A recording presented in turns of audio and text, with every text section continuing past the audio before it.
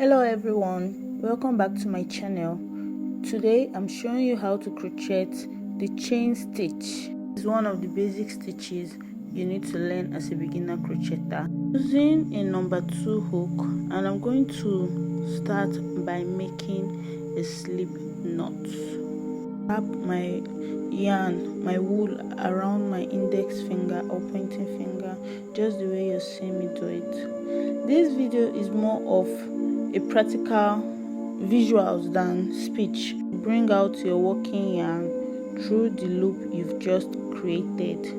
Next, you grab both ends and pull.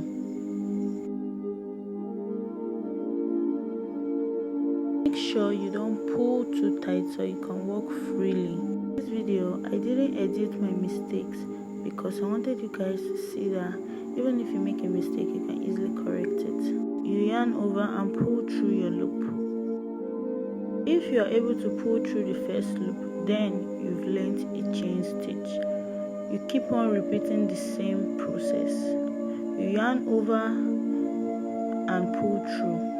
You yarn over and pull through until the desired length of your project. It's a very easy stitch, very easy to learn. Keep it in mind not to crochet tightly. Don't make your chains tight because you are going to come back and work in them. So make sure you crochet as freely as possible.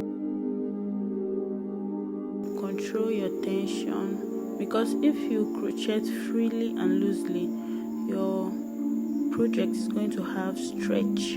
Instead of it to be tight, it's going to be free.